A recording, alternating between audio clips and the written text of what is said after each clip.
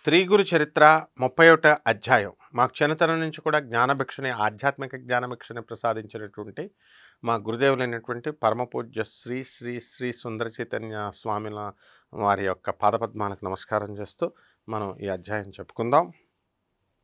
ఇందులో మనకి సిద్ధయోగి నామధారికి ఇలా చెప్తున్నాడు అనమాట. ఆ యోగేశ్వరుడు సావిత్రితో ఇలా చెప్పాడు. ఏమన్నాడు? ఆ అమ్మాయి పాపం బాధపడుతుంది కదా, వాళ్ళ భర్త చనిపోయాడని. అప్పుడు వచ్చినటువంటి యోగేశ్వరుడు, సాధ్వి, స్త్రీలు ఆచరించాల్సినటువంటి ధర్మం చెప్తాను విను. పూర్వం కాశీలో అగస్త్య మహర్షి, ఆయన భార్య లోపాముద్రాదేవి ఇద్దరూ కూడా నివసిస్తూ ఉండేవారు. ఆ మహర్షి తపస్సుకు, ఆమె పాతివ్రత్యానికి మెచ్చి వింధ్యాచలుడు ఏం చేశాడంటే వారికి గొడుగులాగా నిల్చుండేవాడు. ఒక రోజున త్రిలోక సంచారి అయినటువంటి నారదుడు ఏమంటాడంటే వింజంతో, ఓ పర్వతరాజా, నీకు సాటి అయినటువంటి పర్వతం ఇంకోటి లేదు. అయితే ఏంటి, నువ్వు మేరు పర్వతంతో మాత్రం సమానం కావు అన్నాడు. అప్పుడు రోషంతో వింధ్యాచలుడు ఏం చేశాడు, వింధ్యాచల పర్వతం మేరు పర్వతాన్ని మించిపోవాలని ఇంకా పెద్దగా పెరిగిపోతున్నాడు. అందువలన ఆ పర్వతానికి దక్షిణంగా ఉన్న ప్రాంతం అంతా కూడా చీకటైపోతుంది, సూర్యుడు పడకుండా. సూర్య దర్శనం అవనందువల్ల ఆ ప్రజలందరూ కూడా, ప్రాంతంలోని ప్రజలు నిత్యకర్మానుచరణ తారుమారైపోయింది. అప్పుడు ఋషులు ఆ విషయం గురించి మొరపెట్టుకోగా అతడు బ్రహ్మకు ఆ విషయాన్ని విన్నవించాడు. అప్పుడు బ్రహ్మదేవుడు ఏం చేశాడంటే, కాశీలో అగస్త్యుడనేటటువంటి బ్రహ్మవేత్త అయినటువంటి సద్గురువుని ప్రార్థించి వారు దక్షిణ దేశానికి వెళ్ళేలా చెయ్యి అని ఉపాయం చెప్పాడు. అప్పుడు ఇంద్రుడు దేవతలందరితో కలిసి ఆ ఋషి దంపతులను ఏం చేశాడు, దర్శించి పూజించాడు. అప్పుడు మహాపతివ్రత అయినటువంటి లోపాముద్రను కీర్తిస్తూ ఆమె మహిమకు కారణమైనటువంటి పతివ్రత ధర్మాలను దేవగురుడైనటువంటి బృహస్పతి ఇలా చెప్పాడు. స్త్రీలు ఎల్లప్పుడూ కూడా తమ పతిని శ్రీహరిగా భావించి సేవ చేయాలి. విసుగన్నది లేకుండా అతిథులను ఆదరించాలి. భర్త అనుమతి లేకుండా ఏ దానము చేయకూడదు. సాధ్యమైనంత వరకు పొరుగిళ్లకు వెళ్లకుండా తప్పనిసరి అయినప్పుడు తల వంచుకొని వెళ్ళాలి. చెడ్డవాళ్ళైనటువంటి స్త్రీలతో స్నేహం చేయకూడదు. ఉత్సవాలకని యాత్రలకని ఒంటరిగా వెళ్ళకూడదు. అలాగే భర్త లేని సమయంలో ఏం చేయాలి, భర్త ఆ స్త్రీ అలంకారం చేసుకోకూడదు.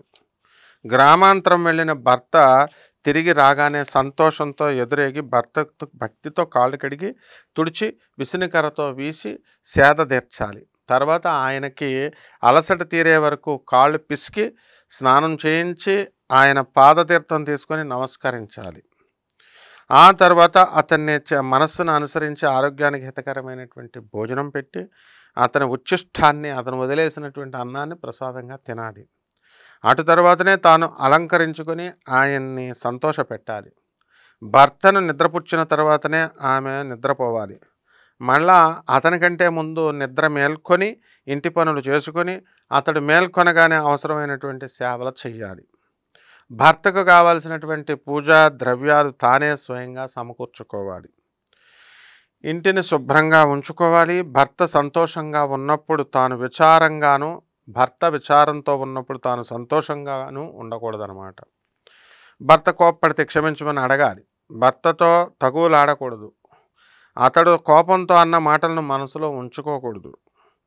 భర్త ఆజ్ఞను అనుసరించే భార్య నడుచుకోవాలి. భర్త ఆజ్ఞ లేనిదే వ్రతాలు కానీ ఉపవాసాలు కానీ చేయకూడదు.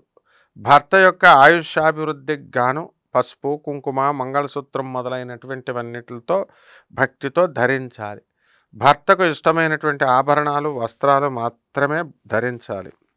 అత్తమామల్ని, బావమరుదుల్ని, ఆడబిడ్డల్ని విడిచి వేరుగా ఉండాలని కోరుకోకూడదు. భర్తకు లభించిన దాంతోనే సంతృప్తి చెందాలి. ఇరుగు పొరుగు శ్రీమంతులను చూసి భర్త అసమర్థుడని నిందించకూడదు. యాత్రికులు యాత్రకు పోతూ ఉంటే తాను కూడా పోవాలని అనుకోకూడదు. పతి సేవయే యాత్రగా, పతి పాదోదకమే తీర్థంగా పతివ్రత భావించాలి. భర్త లోబి అయినా, రోగి అయినా, వికలాంగుడైనా అతన్నే పరమేశ్వరుడిగా భావించి అతన్నే పూజించాలి. అలాంటి పతివ్రతను చూసి త్రిమూర్తులు కూడా చాలా సంతోషిస్తారు. ఇలా చేయకుండా యథేచ్ఛగా సంచరిస్తే ఆమె పుణ్యం అంతా కూడా నశించిపోయి నరకానికి పోతుంది. మరొక పతివ్రత పాదధూళితో కానీ అట్టి వారి పాపం నశించదు. పతివ్రతల పాదధూళిని దర్శించిన దేవతలు కూడా ధన్యత పొందుతారు. అలా కాకుంటే రూపసులైనటువంటి స్త్రీలు సృష్టిలో ఎందరు లేరు.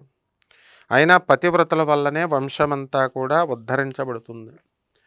7 జన్మల పుణ్యం వల్ల కానీ ఇటువంటి ఇల్లాలు లభించదు. ఆమెను వివాహమాడినటువంటి భాగ్యశాలికి అన్ని పురుషార్థాలు సిద్ధిస్తాయి. అటువంటి భార్య లేకుండా యజ్ఞం మొదలైనటువంటి ధర్మాలన్నీ కూడా సఫలం కాజాలవు.